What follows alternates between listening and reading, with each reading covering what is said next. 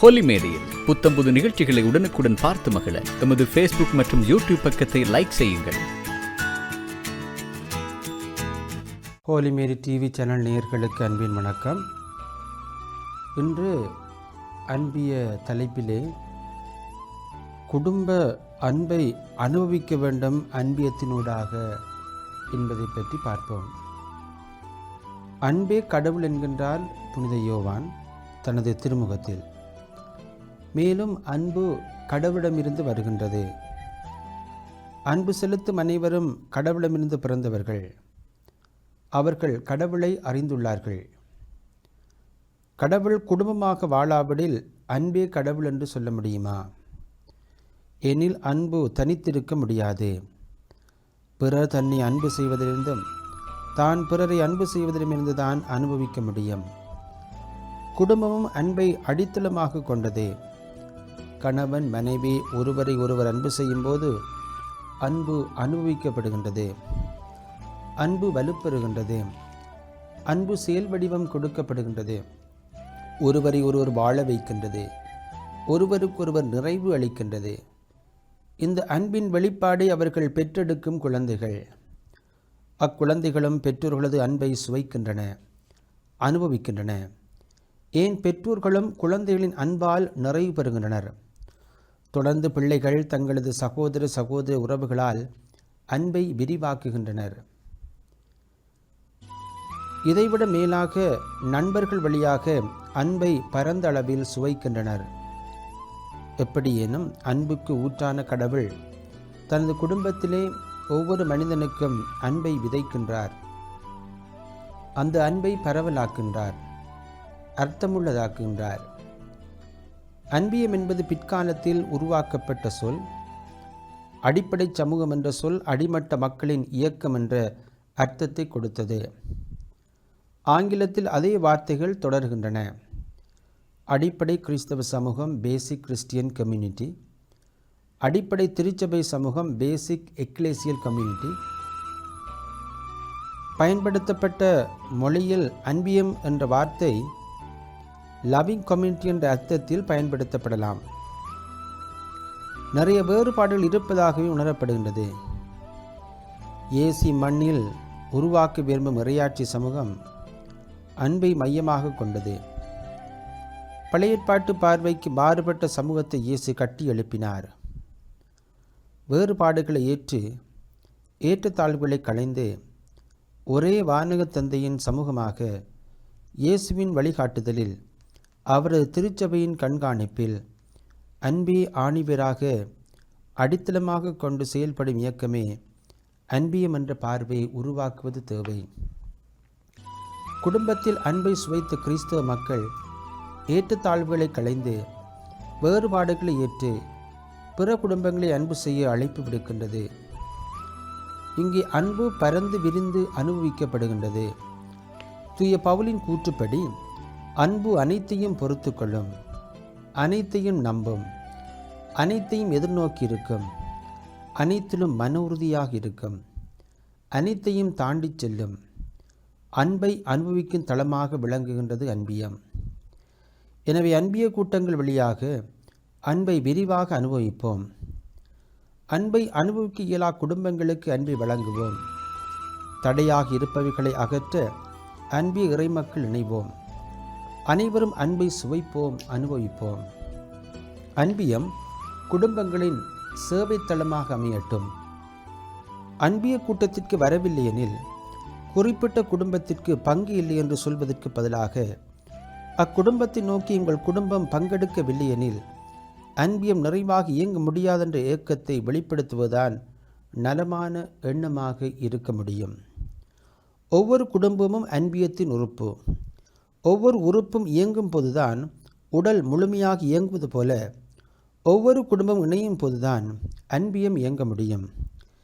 எனவே ஒவ்வொரு குடும்பத்தையும் வாழ வைக்க வேண்டும், இயங்க வைக்க வேண்டும். ஒவ்வொரு குடும்பம் நோயுற்றாலோ துன்புற்றாலோ அக்குடும்பத்தை மீட்க வேண்டும். ஒவ்வொரு குடும்பமும் சந்திக்கின்ற சவால்களுக்கு வழிகாட்ட வேண்டும். வாழ்விழந்த குடும்பங்களை வாழ வைக்க வேண்டும். இதனை தெளிவாக சிந்திப்போம். உறவு சிதைந்த குடும்பங்களுக்கு சேவை புரிவோம்.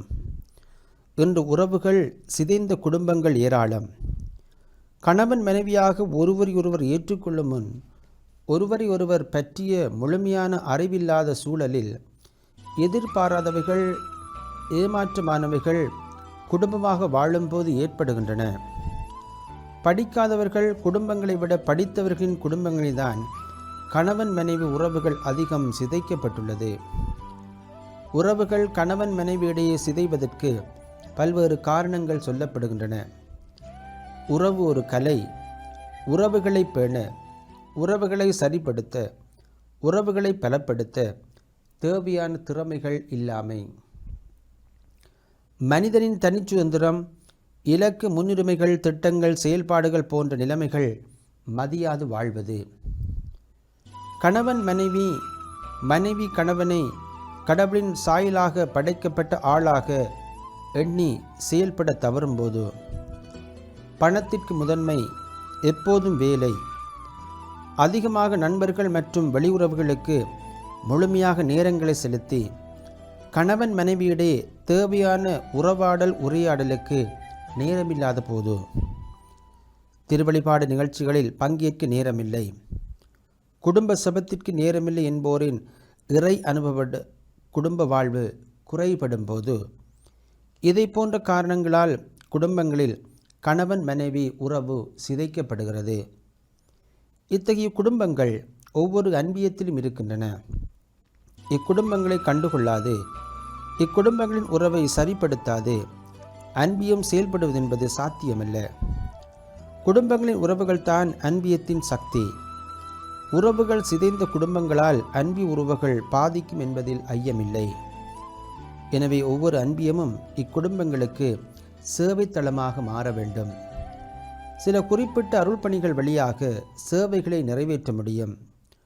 ஒவ்வொரு அன்பியமும் அனுபவம் நிறைந்த மாதிரியான வாழ்வை நடத்தும் பெற்றோர் கொண்ட சிறிய குழுவை உருவாக்க வேண்டும். இக்குடும்பங்களின் கணவர்களையும் மனைவியர்களையும் தனித்தனியாகவும் இணைத்தும் சந்திக்க வேண்டும், உறவாட வேண்டும். அக்குடும்பங்களின் உறவு சிதைய காரணமாக இருப்பவைகளை இடம் கண்டு அதற்குரிய மாற்று வழி முறைகளை காண வேண்டும். உறவு சமூகமாக ஒவ்வொரு குடும்பமும் திகழ உழைக்க வேண்டும். பொருளாதார நெருக்கடியால் பாதிக்கப்படும் குடும்பங்களுக்கு சேவை புரிவோம்.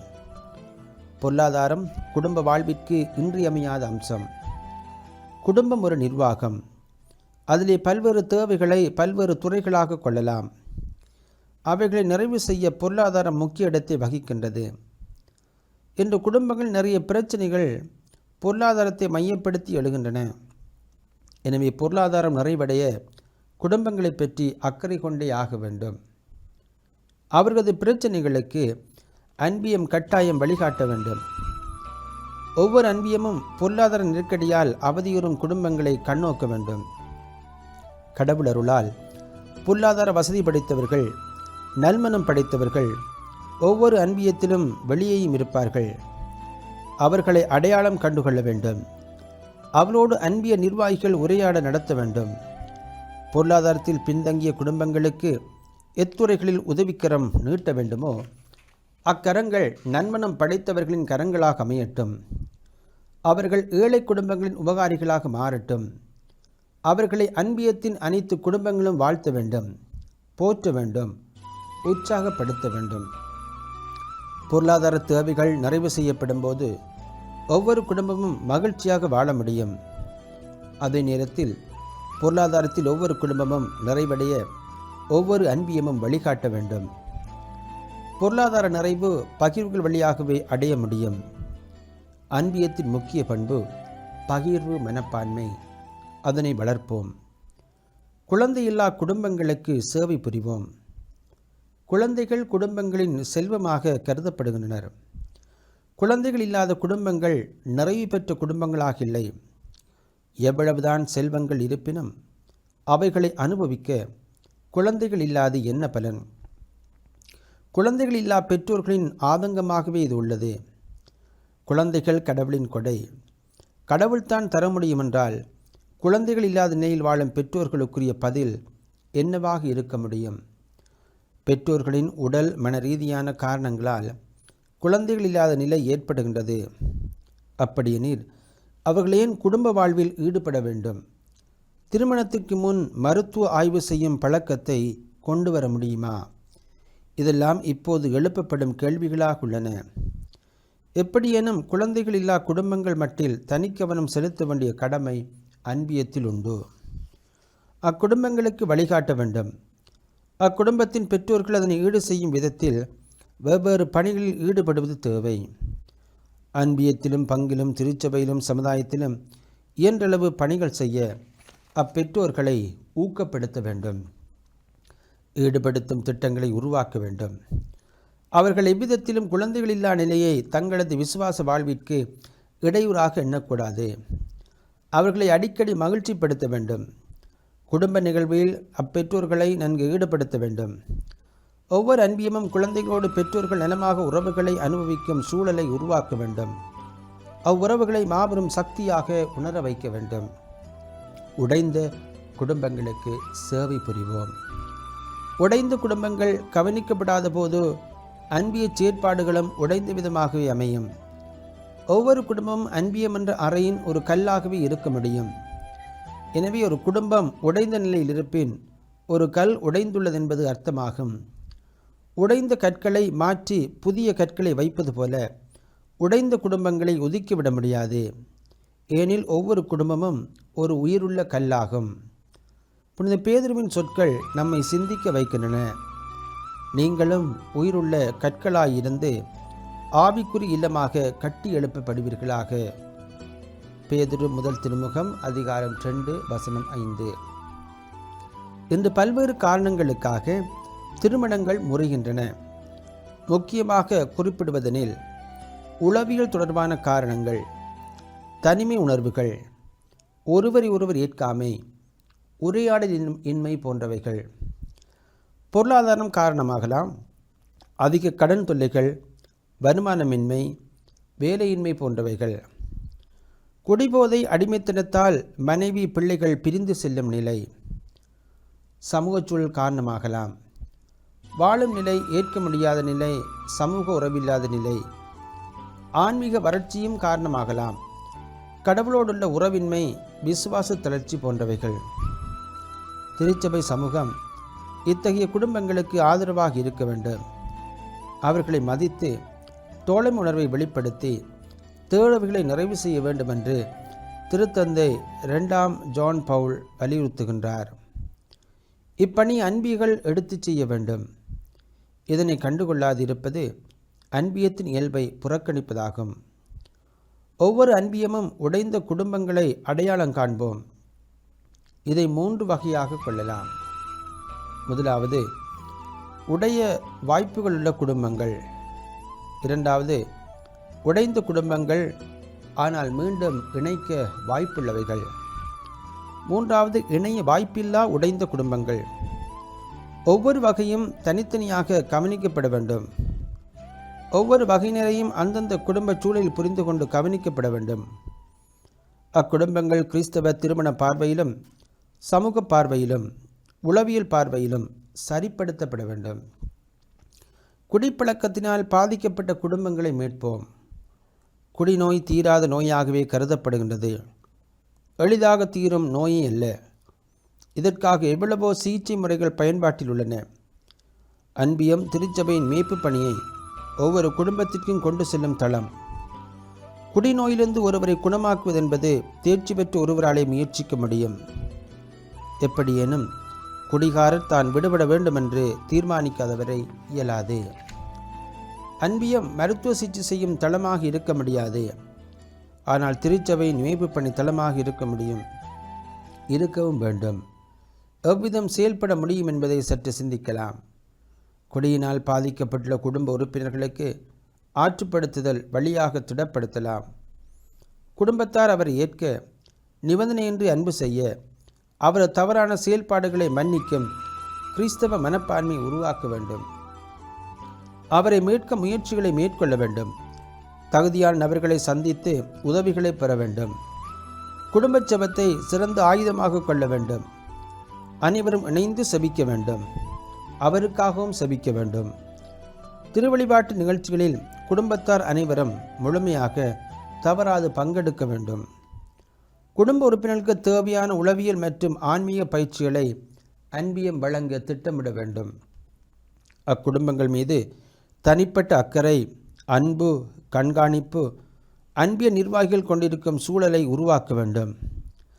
இரக்கத்தின் ஆண்டவர் காணாமற் போன ஆடுகளை தேடிச் செல்லும் மனநிலையோடு காணாமற் போன மகன் கண்டுபிடிக்கப்பட்டான் என்ற தந்தையின் மனநிலையோடு இக்குடும்பங்களை தேடிச் செல்வோம். இழந்து போனதை மீட்கவே மானிடமகன் வந்துள்ளார் என்று சக்கையை நோக்கி இயேசு கூறியது போன்று இவர்களை புரிந்து கொள்வோம்.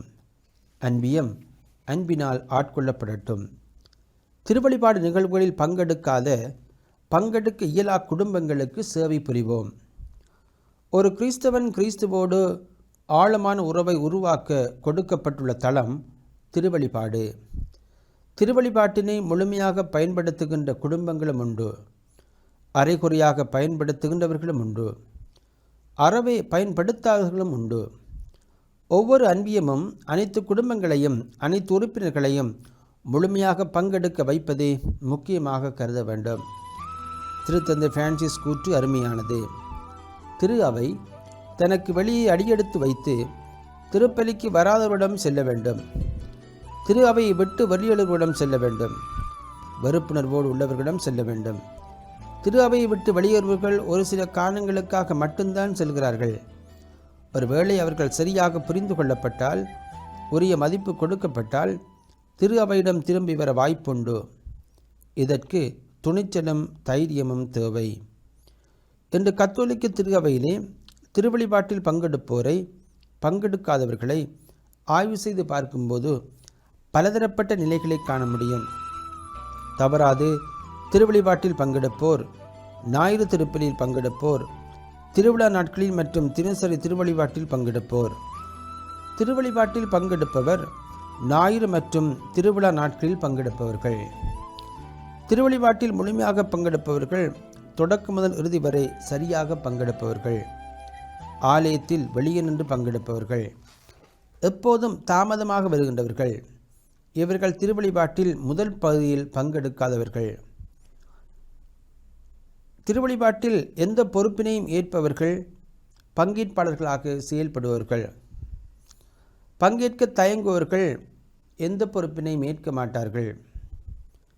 திருவழிபாட்டிற்கு வர விரும்பாதவர்கள் காரணங்களை காட்டி தப்பி விடுவார்கள். திருவழிபாட்டிற்கு வர இயலாதவர்கள் தங்கள் தொழிலின் காரணமாக அமையலாம், உடல்நிலை காரணமாகவும் அமையலாம். திருவழிபாட்டினால் வாழ்வில் எந்தவித தாக்கமும் ஏற்படுத்தாதவர்கள். குடும்ப உறுப்பினர்கள் அனைவரும் பங்கெடுக்கும் குடும்பங்கள் உண்டு. தனிப்பட்ட நபர்கள் மட்டும் பங்கெடுக்கும் குடும்பங்கள் உண்டு.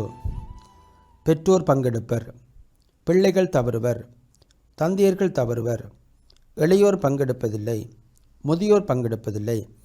மேற்குறிப்பிட்ட நிலைகளை மறந்து செயல்படும் அன்பியங்கள் கிறிஸ்தவ மக்களை இறை சமூக கொண்டாட்டத்தில் பங்கெடுக்க வைக்கும் பணியில் தவறுகின்றது. எனவே இப்பணியை திட்டமிட்டு செய்வது தேவை. சில குறிப்பிட்ட பணிகளை செய்வது பொருத்தமாகும். அன்பியங்களில் திருவழிபாடு பற்றிய தெளிவான விளக்கம் கொடுப்பது தேவை. திருவழிபாட்டில் பங்கெடுப்பது ஏன், எப்படி பங்கெடுப்பது, முழுமையாக பங்கெடுப்பது தொடர்பான பயிற்சிகள் தேவை. அன்பியங்களில் திருப்பலிகள் வாய்ப்புள்ள போதெல்லாம் நிறைவேற்றுவதும் அனைவரையும் முழுமையாக பங்கெடுக்க வைப்பதும் பயனுள்ள செயல்பாடுகளாகும். திருவழிபாட்டில் பங்கெடுக்க இயலாதவர்களுக்கு சிறப்பு திருவழிபாடுகள் நடத்துவது பொருத்தமாகும். அன்பியங்களில் திருவழிபாட்டிற்குரிய பாடல்கள் பயிற்சி பெறுவது திருவழிபாட்டில் நன்கு பாட உதவும். அன்பிய சூழலுக்கேற்ப திருவழிபாட்டில் மக்கள் அனைவரும் பங்கெடுக்க ஒவ்வொரு அன்பியமும் சேவை தளமாக அமையட்டும். குடும்பச் சேவமே இடம்பெறாத குடும்பங்களுக்கு சேவை புரிவோம்.